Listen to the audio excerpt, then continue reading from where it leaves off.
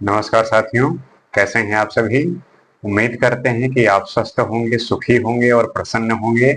जैसा कि हम अपने विचारों को अपनी ज्ञान के जो कोश है उसमें कुछ ना कुछ विचार, कुछ ना कुछ नियम सिद्धांत भरने की कोशिश करते हैं और समझने का प्रयास करते हैं कि कुछ ऐसी बातें, कुछ ऐसे नियम, कुछ ऐसे कानून, कुछ ऐसी जो हमारी स्थितियां या हमारी परिस्थितियों से संबंध खाते हुए हम उस दायरे में रहते हैं, उस लिमिट में रहते हैं, चीजों को पहचान नहीं पाते और हमारे जो डिसीजन है, हमारी जो डिसीजन कैपेबिलिटी है उसमें एक भिन्नता, एक पछतावा होता है।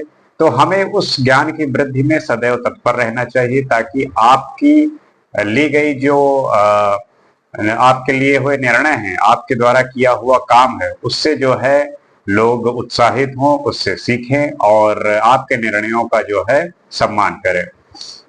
क्योंकि हमारे पास्ट में बहुत ऐसे निर्णय होते हैं हमारे, जिसको लेके हम बाद में पश्चाताप करते हैं, लेकिन वो कोई ठीक बात नहीं होती। सबसे अच्छा है कि उससे आप सीखें और सीख के अपने ज्ञान में अपने ज्ञान की वृद्धि करें, समझदारी उत्पन्न करें, जिससे वर्तमान में लिए हुए डिसीजन आपके सही हों और अच्छे हों। तो देखते हैं, आज कुछ और सीखते हैं। पठन्ति चतुरो वेदान धर्म शास्त्र अरणिकेशः आत्मनम नैव जानन्ति दर्वी पाकरसम यथा। जो लोग वेद आदि शास्त्रों का अध्ययन करने के बाद भी आत्मा परमात्मा के संबंध में कुछ नहीं जानते, वे आत्मज्ञान से रहित होते हैं। चाणक्य ने उनकी उपमा उस कलछी से दी है जो स्वादिष्ट साग सब्जी में घूमती रहती है, परंतु स्वाद का ज्ञान नहीं होता। शास्त्रों के अध्ययन की सार्थकता इसी बात में है कि जो कुछ पढ़ा जाए उसका सार ग्रहण करके मनुष्य उसे अपने जीवन में उतारे। यदि मनुष्य ऐसा नहीं करता तो उसका जीवन व्यर्थ होता है। तात्पर्य यही है कि अगर कोई बात आप सीखते हैं, चाहे वो वेद से सीखें, किसी व्यक्ति से सीखें, किसी स्थिति से सीखें, तो उसको, उस सीखी हुई बात को आप अपने जीवन में उसे अप्लाई करें। ये नहीं कि आपने बात एक कान से सुनी और एक से निकाल दी, फिर उसका कोई अर्थ नहीं रह जाता, उसका कोई मतलब नहीं रह जाता।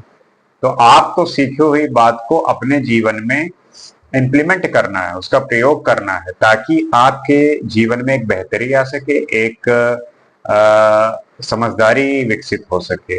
क्योंकि अगर उस बात को सीख कर भी हम वही गलती कर रहे हैं तो फिर उसका कोई फायदा नहीं है, फिर उसका कोई अपना महत्व नहीं है। तो हमें सीखी हुई बातों का हमें इंप्लीमेंट करना है, हमें उसका अपने जीवन में उतारना है। धन्या दुजमयी नौका विपरीता भवारणवे तरंत्य दोगधा सर्वे उपरिस्थिता पतंत यथा। अर्थात इस संसार में ब्राह्मण रूपी नौका धन्य है, यह संसार रूपी सागर में उल्टी गति से चलती है। यह उल्टी गति क्या है? जो इस नाव के नीचे रहते हैं वे सब तो भाव सागर से पार उतर जाते हैं और जो नाव में ऊपर चढ़ते हैं उनका पता नहीं रहता।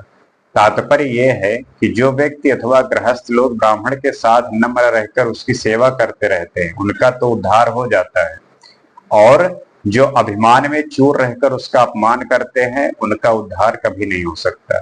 तात्पर्य यह है कि आपका स्वभाव, आपकी विनम्रता, आपका ब्राह्मणों के प्रति आपकी सेवा, ब्राह्मण का तात्पर्य है जो ज्ञानी है, जो सम्मानीय है, जो पूजनीय है, जो अपने ज्ञान से लोगों के जीवन में जीवन को उद्धार कर सके, जीवन के लोगों के जीवन में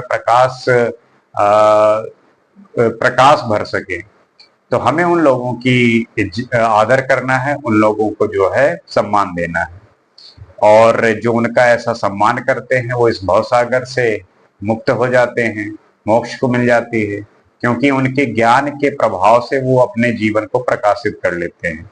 लेकिन जो अभिमान में चूर रहते हैं, जो घमंडी होते हैं, ऐसी बातों से भागते हैं, किसी बात को एक्सेप्ट नहीं करते, तो उनका जीवन जो है काफी एक तरीके से निंदनीय होता है और उन्हें समय समय पर बहुत सारे ऐसे कष्ट भोगने पड़ते हैं। तो सदैव आपको अवेयर रहना है और इन सब बातों का ध्यान रखना है।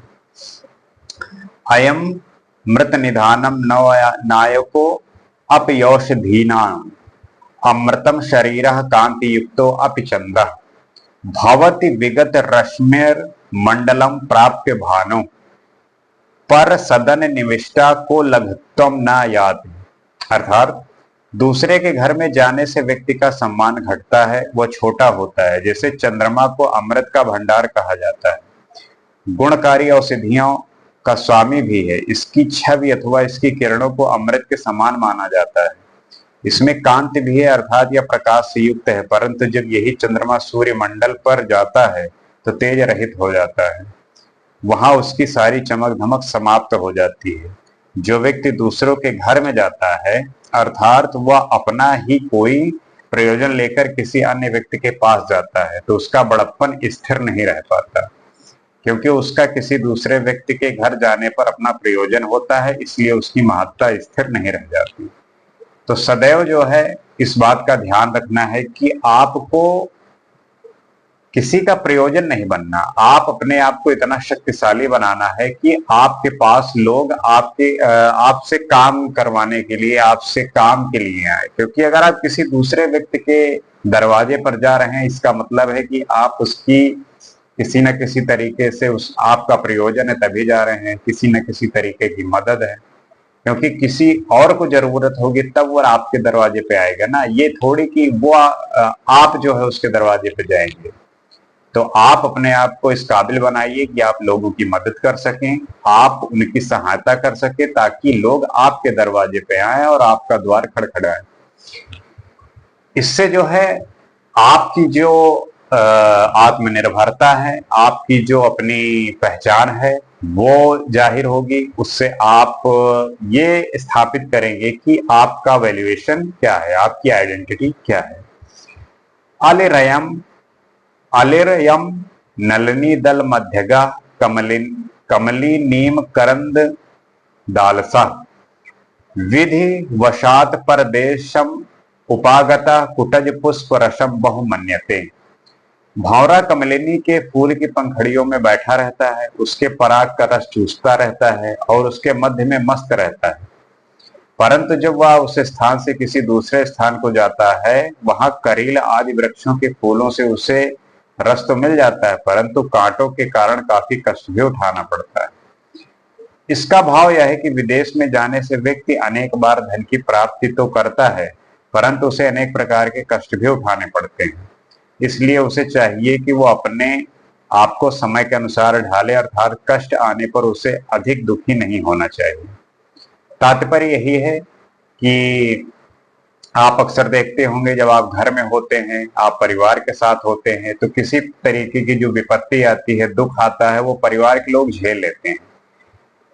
But when you are not in hometown and you are living outside, तो उसमें ध्यान देने की बात यह है कि जिस भी सिटी में आप रह रहे होते हैं, आपको सारी तरह की चुनौतियों को झेलना पड़ता है। आप अकेले होते हैं और अकेले रहने में आपके साथ जो भी चुनौतियां आती हैं उसे खुद से सामना करना पड़ता है, खुद से फेस ऑफ करना पड़ता है। तो उस स्थिति में आपको किसी तरीके से डरने की जरूरत नहीं है, आपको पैशंस रखने की जरूरत है और उस स्थिति में अपनी जो बुद्धिलब्धता है, आपकी जो मानसिक स्थिति है, उसको मजबूत बना के रखना है।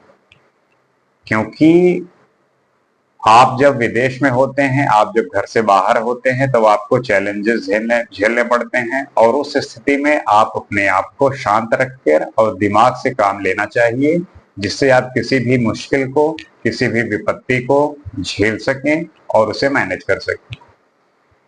क्योंकि इसी के माध्यम से हम इस बात को सीख सकते हैं कि कैसी भी मुश्किलात हों, कैसी भी परेशानियां हों, आप उनको बहुत आसानी से और मुस्कुराते हुए जो है उसे निकाल सकते हैं। उसमें किसी तरीके से आपको वो झकझोरने वाली बात या आपको परेशान उसमें होने की जरूरत नहीं है।